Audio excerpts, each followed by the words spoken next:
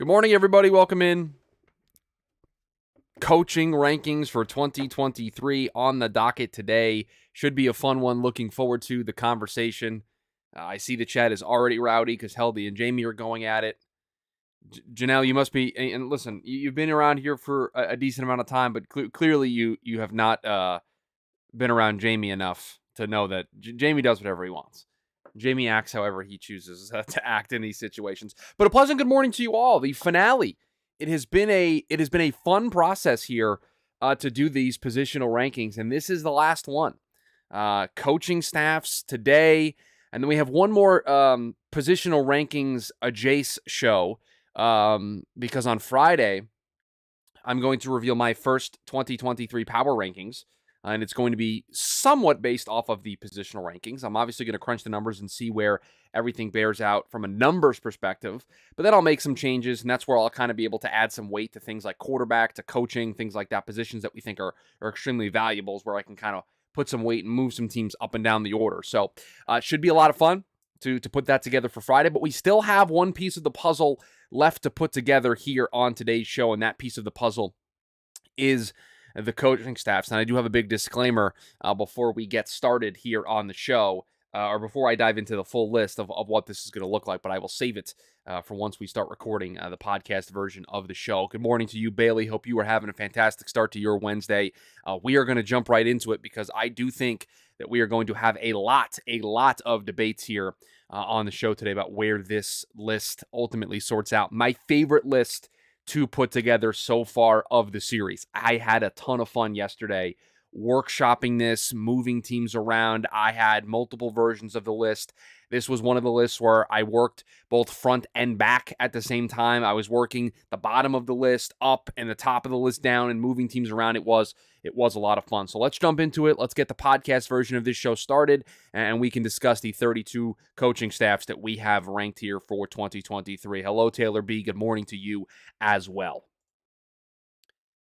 And welcome into the Wednesday edition of the TDN Daily podcast. Chris Schubert back with you here once again on the show. Hope you are all having a fantastic start to your Wednesday. We have a fun one in store for you today. As always, the finale of our positional rankings series, the last piece of this puzzle that we have been putting together over the last couple of weeks. Coaching staffs, the focus for today's show. And as always, 1 through 32, we rank them all here. My favorite list, and I was telling everybody in the pre-show chat that this was my favorite list to put together for 2023 for this series. Had a lot of fun workshopping it. Did some things a little differently this time. Was working both the top of the list and the bottom of the list at the same time, moving teams around. It had different versions of itself. It was a lot of fun to put together, and I can't wait to share it with you all here on the show. But before we do, a bit of a disclaimer of what this is going to look like. This is not just a ranking 1 through 32 of head coaches in the National Football League. So don't get mad at me if there's a head coach that you think is really good that maybe is a little bit lower on this list because the staff around that coach maybe isn't great. Also, if a coach is a specialist in one side of the ball and they really excel in that side of the ball and they're an established head coach, we can kind of override maybe not having a well-experienced coordinator in that regard because we know that said coach is going to have a major hand in that side of the offense. So we're able to kind of factor all of this stuff in and put together this list. Bailey calling his shot in the early goings here says, I think Chris is going to put the Bears at 27. Some new head coaches with inexperienced staffs will go below, but I know he is low on Eberflus. And Taylor B says, I'm excited to see the Jags high on this list. Well, you'll have to see how the predictions ultimately bear out for yourselves there, Bailey and Taylor B. But without further ado, let's get it started. And I think the bottom 4 teams were very easy for me to put together, but the top team was also really easy for me to put together. And so in the number 1 spot for me when it comes to coaching staffs, and I am going to preemptively lock this in, it is the top coaching staff, no questions asked. I will not be allowing any sort of arguments to the contrary. The Kansas City Chiefs are number 1 for me on this list. Andy Reid, one of the best head coaches, if not the best head coach in all of football. Guy has won multiple Super Bowl championships, has had success in multiple different stops, and this staff that he has put together with Nagy, with Spagnuolo, we've got a group here that is very, very talented. We've got a top head coach. We've got probably one of the top offensive coordinators if we did a whole list there. And we've got a really good defensive coordinator as well, and 2 coaches that are underneath Andy Reid that have head coaching experience. Now, it didn't work out for Nagy. It didn't really work out for Spagnuolo, but they're really good in their respective groups in offense and defense, and they also have the head coaching experience, which does help them. That is something to have in your back pocket. So for me, when it comes to coaching staffs, they are the standard in the National Football League, so I have them at number 1. I'm already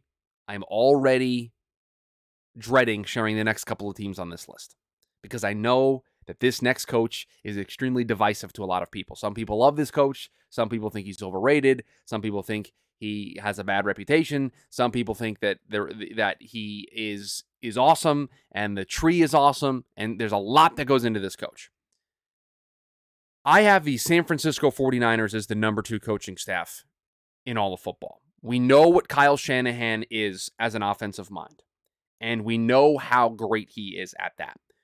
They've got Steve Wilks as their defensive coordinator, who's a very good defensive coordinator. And they don't truly have an offensive coordinator, but they do have 2 coaches that are going to kind of spearhead the offensive things in Anthony Lynn and Clint Kubiak. And so I look at a team that's got head coaching experience littered all over their coordinator or coordinator adjacent roles. We've got Shanahan. We know what he can do as an offensive mind, and so he's going to be able to kind of help out the fact that they don't have an offensive coordinator, but they've got Steve Wilks as their defensive coordinator. And so when you can have that head coaching experience kind of layered throughout your team, and you're Kyle Shanahan, and I think you're one of the best coaches in football. I do. I think he is one of the best coaches in all of football right now. That gets them at number 2 for me on this list. I have the Los Angeles Rams at number 3. We've got McVay, we've got Mike LaFleur, and we've got Raheem Morris. And I think this is a really good coaching staff. And some of the similar things we just said about San Francisco, we can say about the Los Angeles Rams. McVay does kind of the heavy lifting, but Raheem Morris is a very highly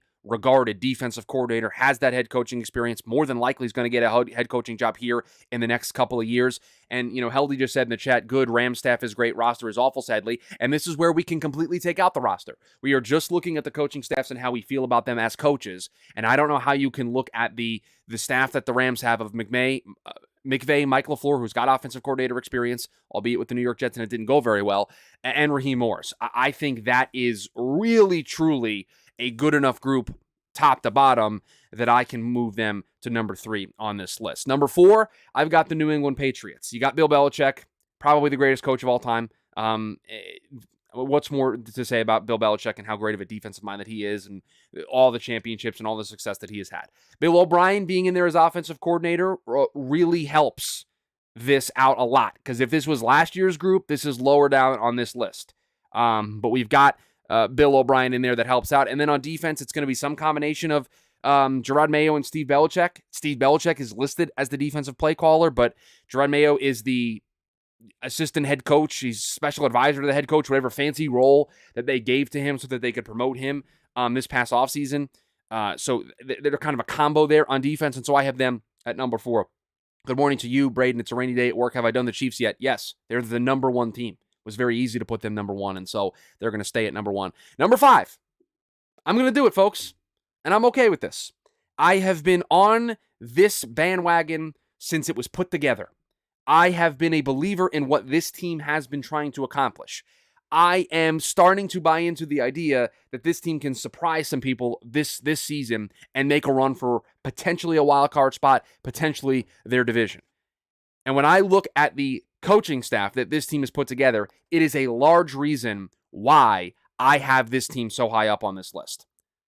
I have the Carolina Panthers number 5 on this list. Frank Reich, Thomas Brown, Ejiro Evero. I have them at number 5, and this is me completely buying in to what this coaching staff has, and it is very well put together. Frank Reich, a really good offensive mind.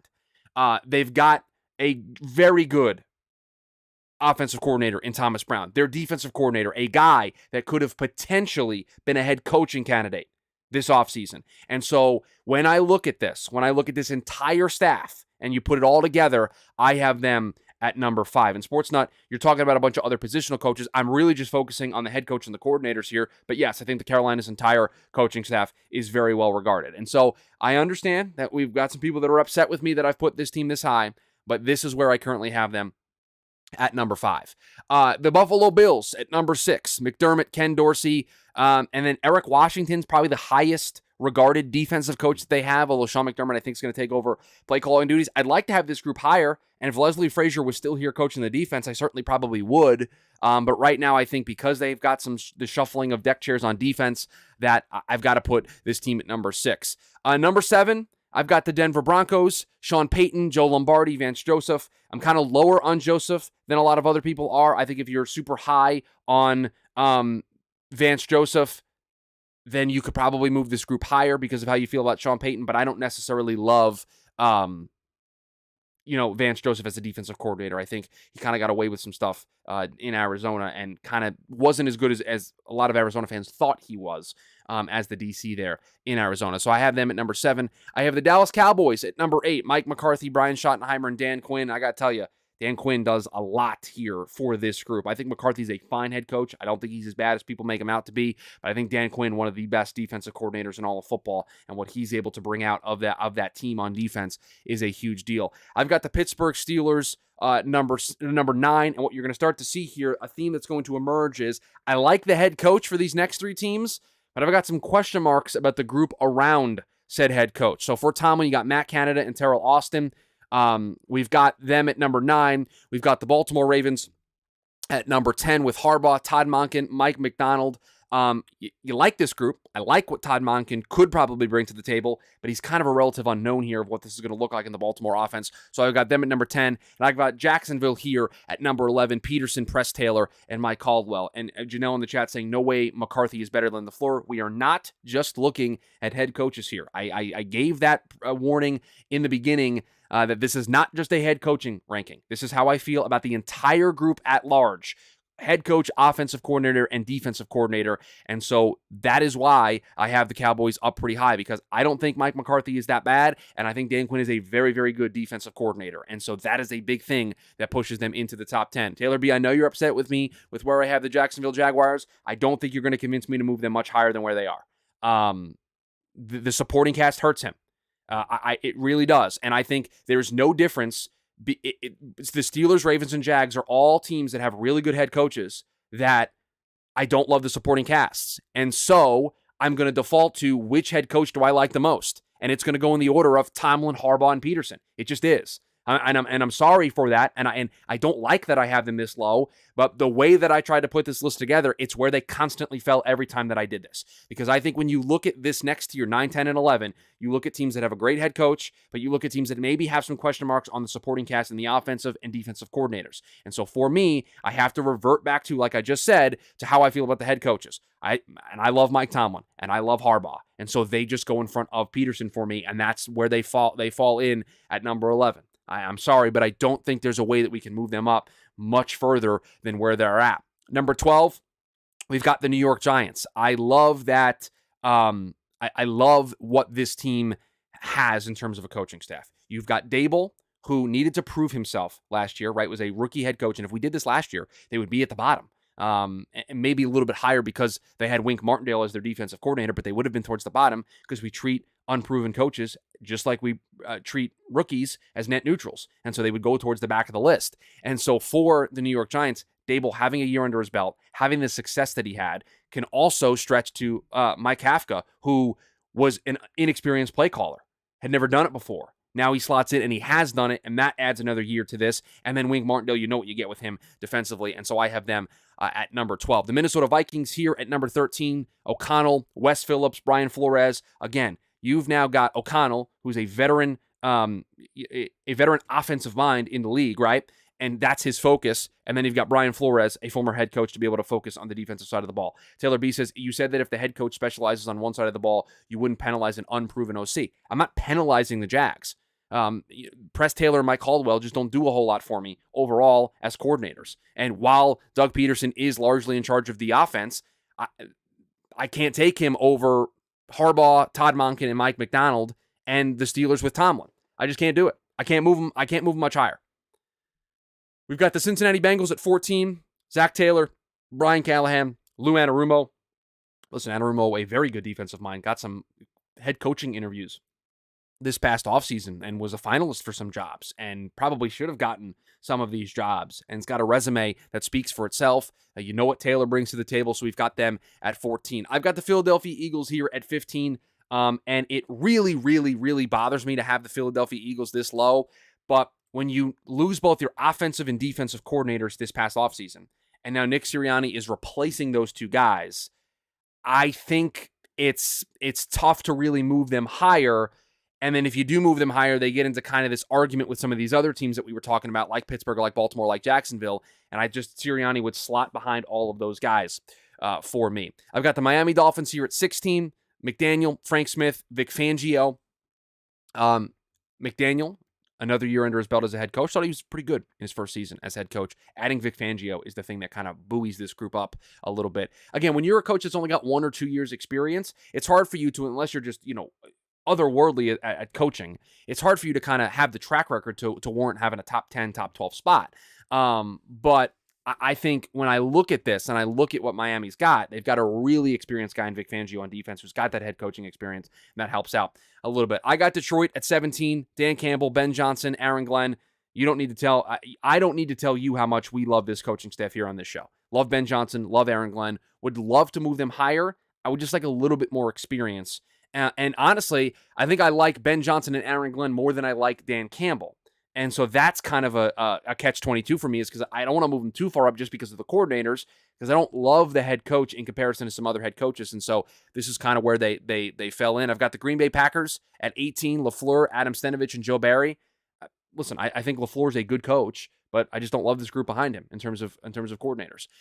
We've got the Seattle Seahawks at 19. This might be the one that generates the most buzz that I have Pete Carroll down this far, but Shane Waldron and Clint Hurt, just a group of coordinators that, in comparison to some of these other coordinators that we've been talking about, I'm a little bit lower on.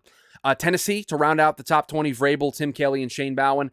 Vrabel obviously lifts this group to where they're at. At times when doing this list, I had the Titans much, much lower, and I felt like I wasn't giving enough credit to Mike Vrabel, and I was able to kind of slot some teams in behind the Titans to move them up a little bit. I've got the Commanders here at 21, Rivera, Eric Bieniemy, Jack Del Rio. Again, a veteran, experienced coaching staff. Eric Bieniemy, one of the best offensive minds in all of football. Ron Rivera, we know his resume, and Jack Del Rio, a former head coach, and we know what he can be defensively. But I do think there is a ceiling on this group, and I think Bieniemy, outside of Kansas City, we're not going to get to answer that question. And so, for the moment, we have them at 21. I've got the Los Angeles Chargers here at 22. Staley, Kellen Moore, Derek Ainsley. I've been a Brandon Staley defender. He was not good last year. Took a step backward last year. I think got away from what we saw in 2021 from him that made me kind of like Brandon Staley a little bit, with the aggressiveness, with the way that he chose to approach fourth downs and situations like that. I think he backed off of that in 2022 and didn't really impress me in his season last year. Kellen Moore's a great offensive coordinator. That helps a little bit. But for me, Staley, it didn't come together very well in 2022. So I dropped them down to 22nd on this list. Got the New York Jets 23, Saleh, Nathaniel Hackett, and Jeff Albright. Look, I'm the first person to criticize this group. I didn't love the Nathaniel Hackett hire at the time. Everyone can point to the fact that, it probably landed them Aaron Rodgers. It didn't land the Denver Broncos Aaron Rodgers, I'll tell you that much. I thought there were better options for them at the offensive coordinator position. Hopefully Hackett, as the play caller, can generate some of the success that Rodgers had with Hackett back in Green Bay. But I'm skeptical of what Hackett's going to be able to do. Jeff Albright is a defensive coordinator, and the reason why I can separate this is Saleh is not the defensive play caller. Saleh does not call plays, and it is Jeff Albright that calls plays. And the rotation that they use with their defensive linemen bothers me. They try to keep guys fresh, and they rotate guys in and out. And so you might have some key spots where some players aren't on the field that you want to be on the field. And so I don't particularly like that. Saleh, I think some of the game management stuff isn't very good. We'll see how he handles now having much higher expectations than he had in his first couple seasons as the Jets head coach. But for me, this group slots in at 23. We've got the Cleveland Browns at 24, Stefanski, Alex Van Pelt, Jim Schwartz. I'm kind of low on Stefanski. That's why they're down this low. 25, the Atlanta Falcons, Smith, Dave Ragone, Ryan Nielsen. Again, kind of just low on Arthur Smith and this staff as a whole. I've got the Raiders at 26, McDaniels, Mick Lombardi, Patrick Graham. I like Patrick Graham. Don't love Josh McDaniels. That's what has them down here at 26. The Chicago Bears, Bailey, you called it exactly where I have them at 27. Matt Eberflus, Luke Getsy, and Alan Williams. I'm just not in on Eberflus. I'm not in really on Getsy for the moment, and so until they prove me otherwise, I'm going to have them down here at 27. I've got the Saints at 29, Allen, Pete Carmichael, and Joe Woods. I wasn't all that impressed with Dennis Allen's first year there in New Orleans last year. Maybe they can turn it around now that Derek Carr gives them some stability at the quarterback position, but I'm out on them as a coaching staff. 29, Tampa Bay, Todd Bowles, Dave Canales, and then whoever's going to be the defensive guy, Casey Rogers and Larry Footer, the two names that I have written down here, but it probably will just be Todd. It just hasn't worked for Todd as a head coach. I don't know what there is to it, but it didn't work in New York. It hasn't worked so far in Tampa. Albeit the roster hasn't been very good. At least it's not going to be good this year for them. And so we'll see. I like Todd a lot. I think he's a great defensive mind, but it just hasn't worked for him as a head coach. I've got them down here at 29. And then the bottom three are all teams that have rookie head coaches and somewhat rookie coaching staffs. And so that's why they're down this far, because we have nothing to rate them on. And the tiebreaker was I put Indy at 30 because they've got Gus Bradley as their defensive coordinator. So a guy that's got head coaching experience, is a veteran coach, and Steichen is a really good offensive mind, so he's going to be able to, he's going to be able to kind of handle that side of the ball okay, and he can kind of just let the defense to Gus Bradley. So I have them at 30. I've got the Texans at 31, and this pained me. I shared this yesterday. Jamie and I did some prospects and props recordings yesterday, and I in the pre-show before we started, I quizzed him. I said, "You want to try to guess the bottom three teams?" And he said, He goes, where do you have the Texans? And he's like, because I know you love DeMeco Ryans. And I do. I love DeMeco Ryans. But I really hate what they did with this coaching staff. And DeMeco is a rookie head coach, so we don't know. And I hate the fact that they didn't bring in a veteran to be the offensive coordinator, and they just went off of the San Francisco coaching tree, and they have Bobby Slowick being their offensive coordinator. I hated that decision. I'm a big believer that if you're going to hire a coordinator as your head coach, it is in your best interest to hire a veteran coach that has either plethora of experience being an offensive play caller or defensive play caller, or a former head coach that specializes in one side of the ball to help offset the inefficiencies that maybe that coach has as a rookie head coach who's been a coordinator in the past. And then I've got the Cardinals at 32. I didn't love the Jonathan Gannon hire, and I just don't love the coaching staff with Drew Pensing and Nick Rallis. Just don't love either of those hires. So they're at 32 for me. Sam joining late is where the Steelers, they were 9 on our first run through. Canada really kind of hurt them. Yeah, Bailey said it. He put a ceiling on them. Just kind of really hurt what they were able to do there. So, okay, that's 1 through 32.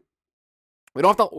We only locked in one. We only locked in the top spot. So I'm willing to have any other conversations that we would like to have about any other teams. Taylor B probably left and doesn't want to have the Jacksonville conversation, but we can have it if we want. But any other teams that people feel strongly about having a conversation about. We're 20 minutes in. It took us 20 minutes to go through the whole list. We'll probably spend the next 10 or 15 minutes going through. Minnie is not over Philly, and Bailey says, I think the Panthers are quite unproven to be that high. I will admit that I'm buying into Carolina, which is why I have them as high as I do. I'm fully willing to admit that. But let's do this one at a time. Minnie is not over Philly. I don't know. I think I could take Minnesota's coaching staff over Philly's coaching staff.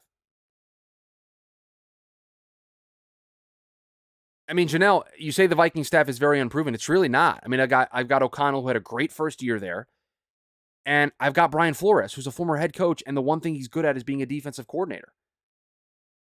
He's a good defensive coordinator. I have them 13th on the list. I'm not rating them as a top 12 group. But I think Kevin O'Connell had a good enough first season, and Brian Flores is a good enough defensive coordinator for this to be exactly where they're at. What's the difference between Minnesota and Cincinnati? Taylor, Brian Callahan, and Lou Anarumo. What's the difference? There really isn't. It's close. So if you want to move Cincinnati in front of Minnesota, I can get on board with that. I mean, I don't love Zach Taylor, but I can make that move. So I'll put Cincinnati in front of Minnesota. We'll drop Minnesota down to 14. But I got a lot of question marks about these coordinator roles in Philadelphia.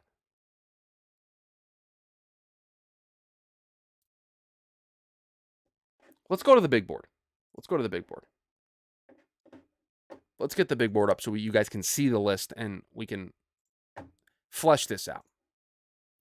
Got to zoom in to like 250% for you guys.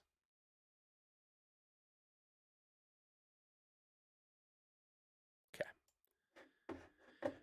All right, we'll go to the big screen. Now the big screen's ready to go. I would like to ask, and I will sit here for 25 minutes debating everything else that you want to debate. Are we comfortable with the top 4? I know Carolina has generated some controversy, and people want to have a conversation about that. Do we feel comfortable 1 through 4? Does everybody feel okay with that? 1 is locked in. I'm not changing 1. Do we feel good with 1 through 4? If we do, then we can lock in 1 through 4, and we can continue to move down the list. I don't see any team outside of this top 4 that can make a legitimate case for being in the top 4. I really don't. I think maybe if you'd like to have a conversation about Belichick, you could, but I think Belichick's track record is what it is. So we're gonna lock in the top 4. And Bailey brings up a really good point that we're gonna. Oh no, I don't have my bold. That's what we're looking for. We're looking for the bold and the italicized. Bailey says, I'm also happy with the bottom 3 based off of your criteria so far. So we are going to lock in the bottom 3 because, again, I don't really think there's anything you can do with rookie coaching staffs. And, again, the tiebreaker for Indy is Gus Bradley. So that's fine. So now we can start to have the conversation, and I'll scroll down here so we can see this next chunk of the list. Bailey says, I am high on the Indy staff, but it is effectively rookies. Now, Bailey, I want to make something very, very clear here, and I appreciate you saying this. I don't want this ranking to reflect that I think Indy has a bad coaching staff. I think it's a coaching staff we don't have enough to know about. I love Steichen, and I think it's going to be a great hire there in Indy. And I think Gus Bradley is a good defensive coordinator. I think this coaching staff, after 1 season, is going to be much higher than this. But with a rookie head coach, I don't want to project. And so this is where they go. They go at the bottom. But I agree. I am super high on this coaching staff. Sam says, I love how Sean Payton, Mike McCarthy, Mike Tomlin, and John Harbaugh are all in a row after the takes on Hall of Fame coaches. Well, I mean, those teams in particular, there's a lot going on there. There's a lot going on in this tier. So, okay. Now, Carolina. This has been the sore spot so far. Taylor wants to lock Tampa in where they're at. Yeah, I think we can lock Tampa in where they're at as well. Bold and underline. You can lock the Bears in. I've been fighting over how they will play all offseason, but they are very unproven. That means we're also locking in the Saints? Is everyone okay with that? So we'll lock all the way into 27. I think we'll do that. All right, we'll go back to the top here. Now, again, I would like to remind everybody, this is not a head coaching ranking. This is a ranking of coaching staffs. This gentleman, Ejiro Evero, as a defensive coordinator, coached up one of the best defenses in all of football last year. That's going to carry some weight. This guy is a really good offensive mind in Frank Reich. We've got a well-rounded group here of coaches. And if you have a well-rounded group, Bailey, I've got a hot take for you. I am actually not ranking the Panthers at their ceiling. Because if this works the way I think it's going to work, it's going to go in front of these 2 teams.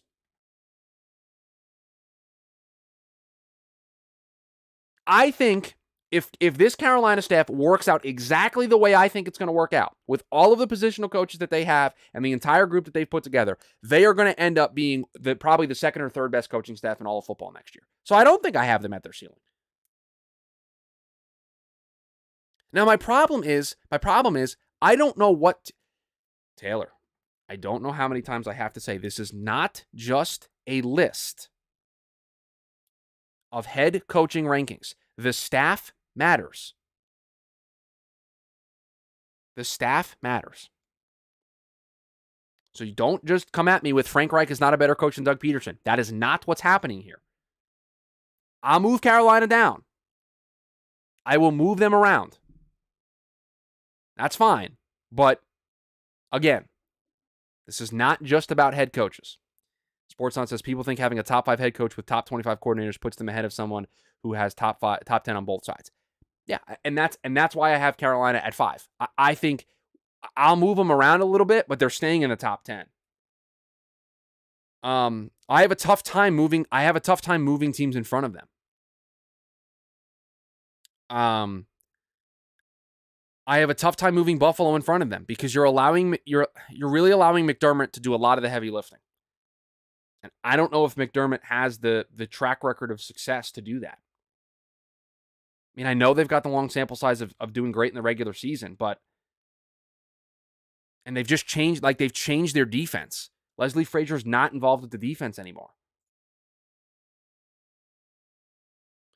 Taylor B, I think you're equating my ranking of the Jacksonville coaching staff with this idea that I hate Doug Peterson and I hate the Jaguars, which is just a unfounded statement. It's just not true. I like the Jags a lot.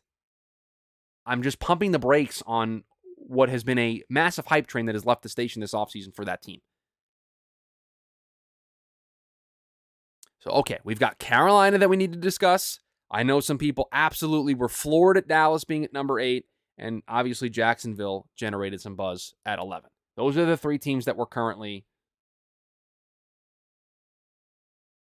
those are the three teams that we're currently having a conversation about. So, can somebody suggest a potential move? Because just saying we don't like Carolina where they're at isn't an effective enough argument for me to make a move. No offense, chat, but it's just not. I need a more effective argument than that. What team are you? Where are you moving them behind? And make the case for why you're moving them behind said team. Do you want to flip Carolina behind Buffalo and Denver? Is that what you guys want to do? Do you want to have Carolina 7 instead of 5?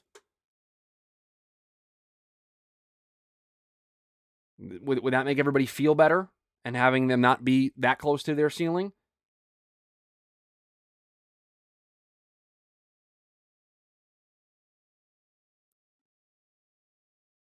I just think Philly upgrading at DC, internally promoting their new OC, and not even losing many positional coaches along with the head coach that made a Super Bowl being that low is rough.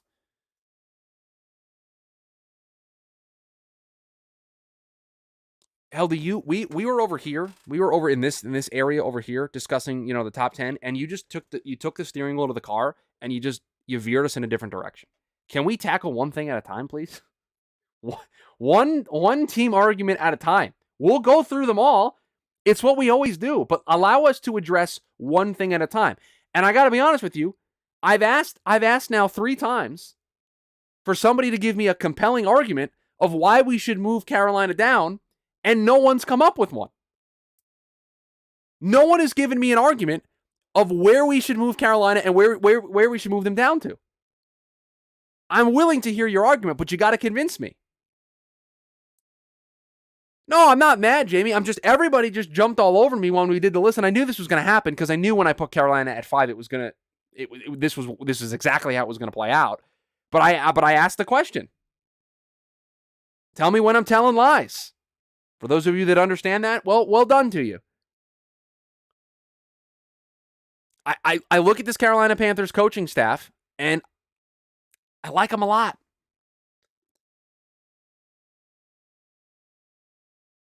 Okay, there's our argument. There's our argument. Frank Reich hasn't been a winner, and Thomas Brown is an unknown since he's coming from McVay. Okay, how about this? Now someone's made me a convincing argument. Here's what I'll do. How about this? Does this make everybody feel better? We move Buffalo and Denver up, and we have Carolina at 7. Is everybody okay with that? I'm sorry. I'm taking the Carolina coaching staff over the Dallas coaching staff. I'm drawing the line here at 7.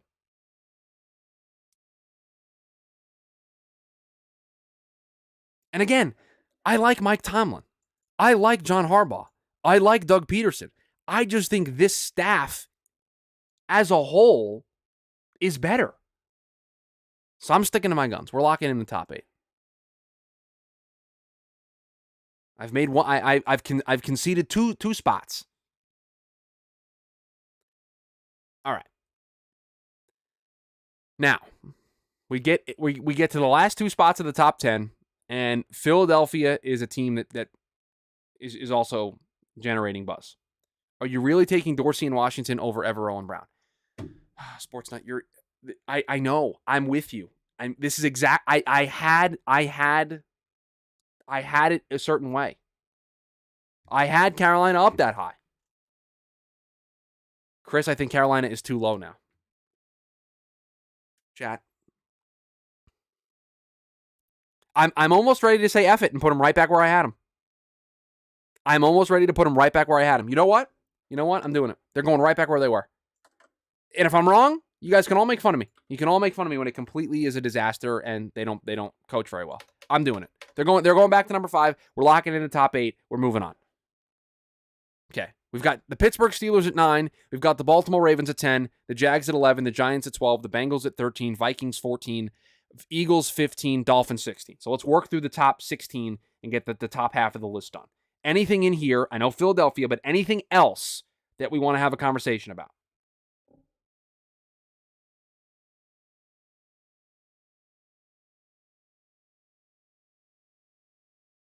Anything in this tier that we want to talk about? I know Taylor B probably wants to talk about the Jags, but I can't get him in front of Tomlin and Harbaugh. I can't do it. The Vikings should be lower. What this, Janelle? What this? Make you and Heldy very happy. Because I think this is splitting hairs, so I'll do it. I've now moved Minnesota down to 15. I might move the Steelers down 1. All right, Jamie. Let me see if I can convince myself of the argument that I think you might be making. So Todd Monken and Matt Canada, even though Todd Monken is new to the Ravens, he's not new to calling NFL offenses. So Todd Monken is greater than Matt Canada. Mike McDonald is not a terrible defensive coordinator. Harbaugh and Tomlin are close. I would take Tomlin, but it's close. And so Canada being a downgrade to Monken, and Austin and McDonald are probably pretty close. You know what, Jamie? I got there. I got there with you. I wanted to have Tomlin put relatively high because I'm a Mike Tomlin defender, but the Matt Canada argument is a strong one. So we're going to move Baltimore into the 9 spot, and we're going to lock them in there. Now, do we want to continue this Matt Canada actively hurting the Pittsburgh Steelers and move the Jags up a spot and get the Jags in the top 10? I will caution, if we start to do this, the Steelers are going to fall pretty far.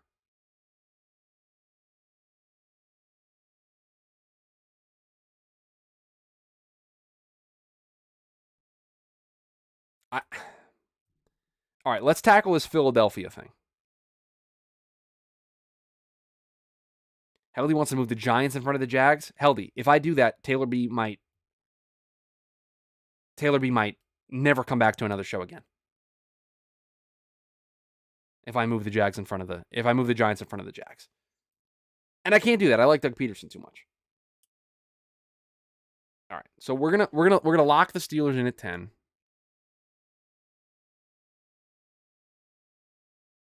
Okay. Pittsburgh, Jacksonville, and New York are the same tier for me. Yeah, I think we're good here. I think we can keep this where this is going down to 12. Okay, people want to move Philadelphia up.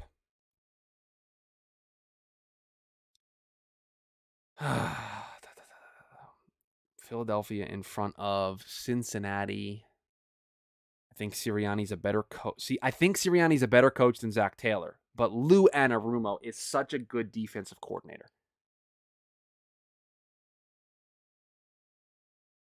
Somebody convince me of this. Because I don't think Zach Taylor's a very good head coach. So I'd love to move the Cincinnati Bengals now. But I think Taylor is fine enough to where Lou Anarumo can help kind of buoy their fall a little bit, and they can't go down too far. And I would take Lou Anarumo and Taylor over O'Connell and Flores. So I feel like we would flip Philadelphia and Cincinnati, and then that's where it would end.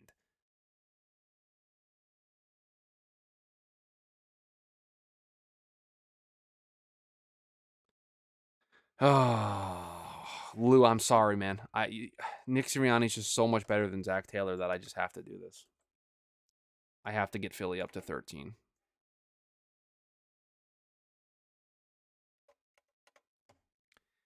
Now Jamie wants to do what I wanted to do, and I stopped myself from doing it. And that's move Detroit way up there. So let's look at it. Let's look at it one at a time. If we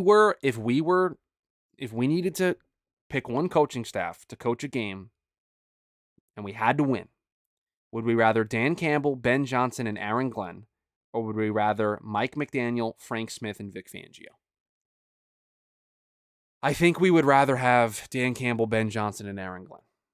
So we're going to move them up one spot, and we're going to continue to do this exercise until we feel like the answer is no. We have one game that we have to win. Would we rather Kevin O'Connell, Wes Phillips, and Brian Flores, or would we rather Dan Campbell, Ben Johnson, and Aaron Glenn? I think Ben Johnson's the best offensive mind in this group. Brian Flores and Aaron Glenn, it's close.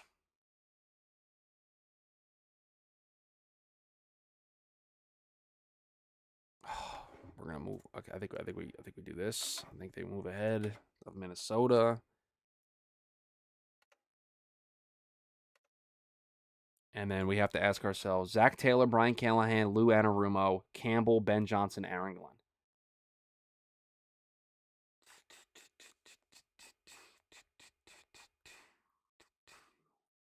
Campbell, Ben Johnson, Aaron Glenn. You know what? I'm going to do it.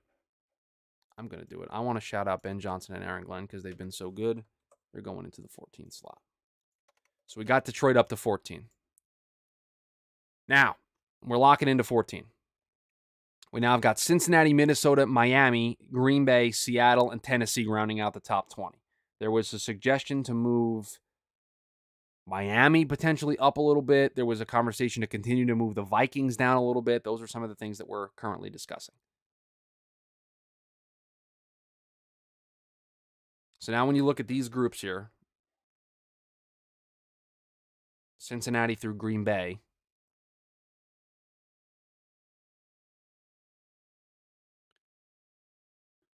I mean, I think these three teams, Cincinnati, Minnesota, and Miami, all have had coaches that I feel meh about. Like I don't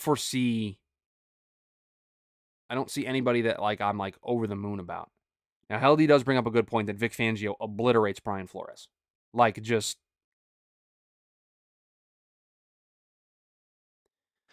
all right, Minnesota, the fall's happening for you. I didn't think we were going to do this, but it's going to happen. And I feel pretty comfortable. I feel pretty comfortable having Zach Taylor and Lou Anarumo over McDaniel and Vic Fangio. I feel good about that. Lou Anarumo is a very good coach. So I'm going to lock this in. I'm going to lock in the top 16. I think I had Miami at 16 originally anyway.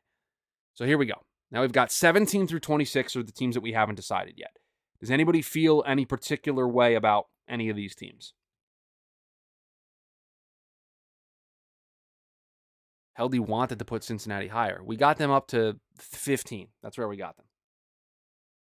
I think this is probably the floor for them. So we've got Minnesota, Green Bay, Seattle, Tennessee, Washington, the Chargers, the Jets, Cleveland, Atlanta, and the Raiders. That's what we've got left to decide. Does anybody feel one way or the other? Any end of the spectrum that they feel comfortable locking in? So we can kind of refine this down to our final nitty-gritty arguments. I personally feel pretty good about locking these two in, Atlanta and the Raiders.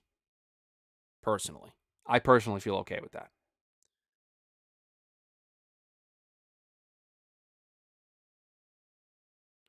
We've got Minnesota, Green Bay, Seattle, and Tennessee rounding out the top 20. Does anybody want to move Seattle up because of Pete Carroll? Does anybody feel strong enough about that?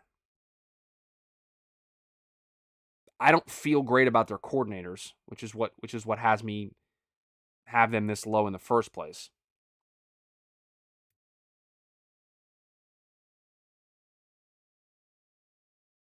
And so what are we going to prioritize? Are we going to prioritize having a good coach, or are we going to prioritize having a good overall staff?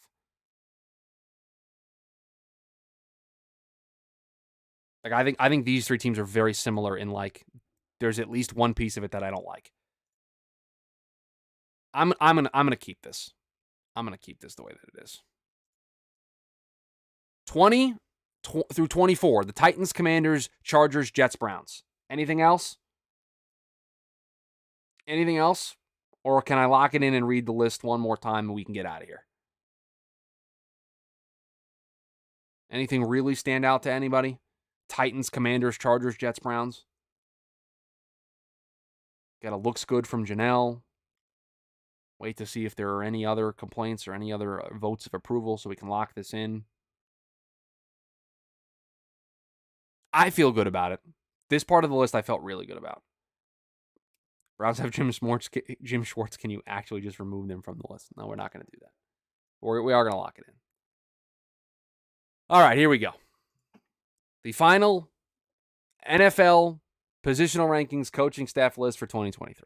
Kansas City 1, 49ers 2, Rams 3, Patriots 4, Panthers 5, Bills 6, Broncos 7, Cowboys 8, Ravens 9, Steelers 10, Jags 11, Giants 12, Eagles 13, Lions 14, Bengals 15, Dolphins 16, Vikings 17, Packers 18, Seahawks 19, Titans 20, Commanders 21, Chargers 22, Jets 23, Browns 24, Falcons 25, Raiders 26, Bears 27, Saints 28, Bucks 29, Colts 30, Texans 31, and the Cardinals 32. There it is. There's your list 1 through 32 for coaching staffs ahead of the 2023 season. That is going to do it for us here on the podcast version of the show. Appreciate everybody being here for these positional rankings episodes. They have been so much fun to put together. And we have a fun one in store for you tomorrow. We are going to take a peek and look ahead to fifth-year options for the 2021 NFL draft class, give our early predictions on where things are trending entering the 2023 season, as those players' fifth-year options will need to be decided at the end of this upcoming season. So we are going to preview all 32 of those names tomorrow and see where we stand on those players entering the 2023 season, if we are locked in on a certain player on their option being picked up, or if we need to see more from said player, or if we've already seen enough and we are out on said player. So that is what we are going to do on tomorrow's show. And then on Friday's show, to close out the week, we've got our first power rankings for the 2023 season. Now that the positional rankings are done, I will crunch all the numbers, I will crunch all the math, and then put together my first power rankings for 2023. So that is what we have for the rest of the week here on the show. So come on back,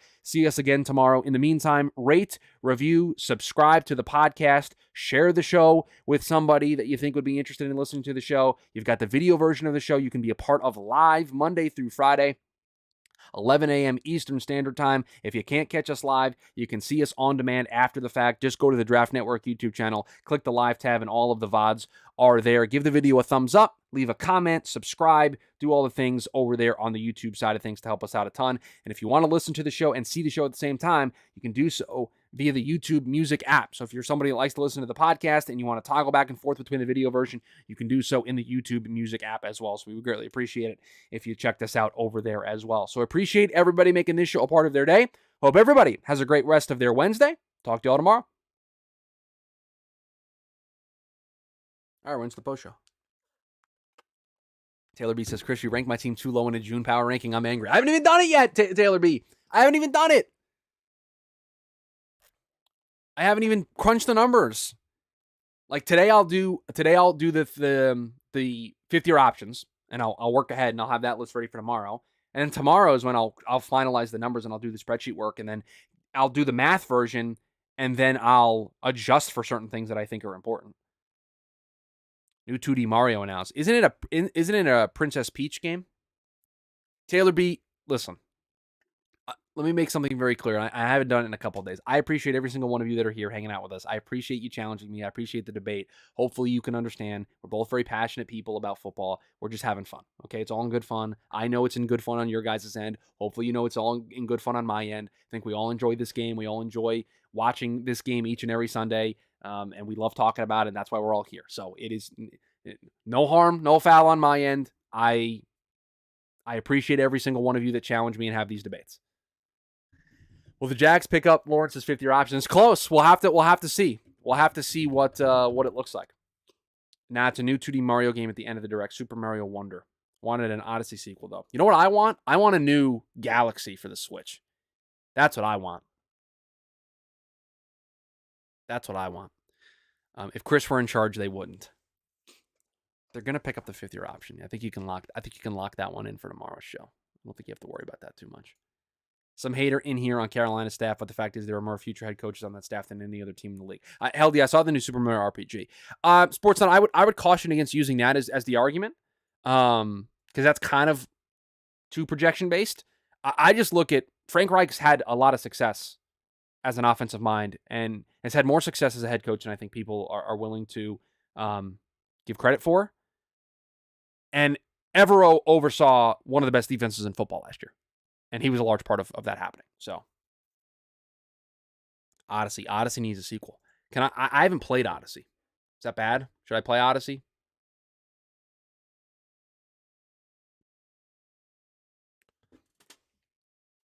Is Odyssey chat approved? Is it chat recommended? You gotta? Okay. I gotta finish my... I started an Outer Worlds playthrough on Game Pass. I'm only 2 hours in, so I'm kind of focusing on that right now. And then I gotta play Breath of the Wild. I gotta finish that. I'm probably just gonna start over my playthrough of that and finish that, so then I can play the new one.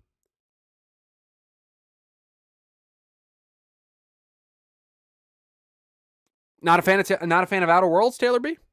Not a fan?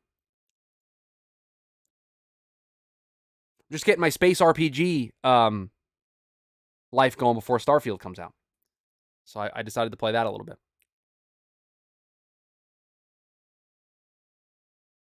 I'm only 2 hours into Outer Worlds. I just got the ship off of the first Edgewater. I thought it was the Carolina Panthers coaching staff of games. Okay. Thank you. Appreciate that.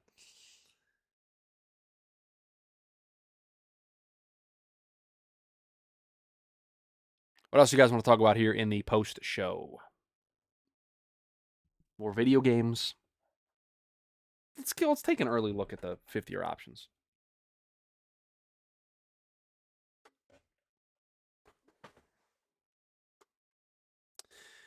Yeah, the Jets are not going to pick up the 5th-year option on Zach Wilson.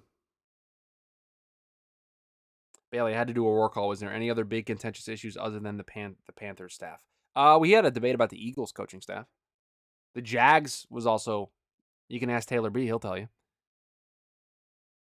Wilson's going to be a no. Trey Lance is going to be a no. Pitts will be a yes. Chase will be a yes. Waddle will be a yes. Penei Sewell will be a yes. J.C. Horn will be a yes. Surtain will be a yes. Devonta Smith will be a yes. Bailey, I don't want to be this guy. I don't want to be this guy, Bailey. And I'm sorry that you just came back from a work call as I'm going to do this to you.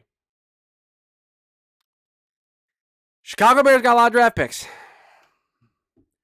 If Justin Fields ain't it this year, they might not be picking up that 5th-year option.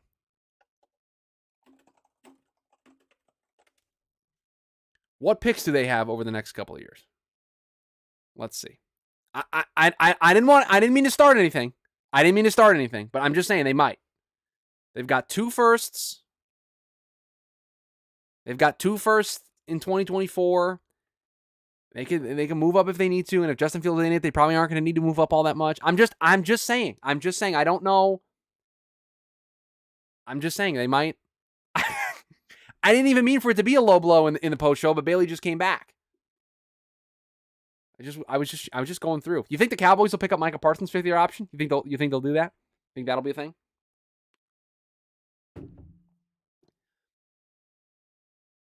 You think that'll be you think they'll pick that one up?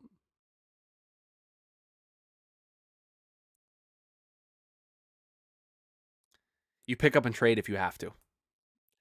I mean, sure. I'm just saying I'm skeptical of this idea that he's going to be, I'm just saying there's an opportunity. There's a pathway. There's a scenario that plays out where I see that could be the case. But we're not going to do the show ahead of the show. We'll do that on tomorrow's show. I've got to get out of here. I've got to edit this show, and then Jamie and I are recording a bunch of prospects and props episodes for while he's away, and we are actually re-recording some episodes. Don't ask what happened there. So we're doing that the rest of the day today. So appreciate everybody being here. Sportsnet, I'll let you have the last word. What are Suns fans out there thoughts on the Beal trade? I think they love it. Everybody that I've talked to really kind of likes it. They feel like they've got a big three in Booker, in Durant, and now with Beal. I'm still skeptical. I still think they need to fill out the rest of the roster with some depth, and we'll see what they ultimately end up doing there. But I still don't think I'd pick them to win the West. How can the Bears pick number one if the Cardinals are picking Caleb Williams? And on that note, folks, that's going to do it for us here. I am not doing the Cardinals Caleb Williams thing once again. I saw it on Reddit, RNFL the other day again, in which people were saying, "Oh, they'll just move on from Kyler Murray," just without doing the basic arithmetic that it requires. So no, I'm not doing this again. I've done it way too much, and I'm going to do it way too much once we actually get into the season. And if Caleb Williams continues to be good, and the Cardinals continue to be bad, and the Cardinals continue to be at the top spot of the draft order, then yeah, I'm not doing this. It's not happening. That is going to do it for us on this edition of the show. Appreciate everybody being here. Hope you all have a good rest of your day today. And we've got 5th-year options tomorrow and power rankings on Friday. So a very fun close to the week the last 2 days. So appreciate you all being here, and I'll talk to you all tomorrow.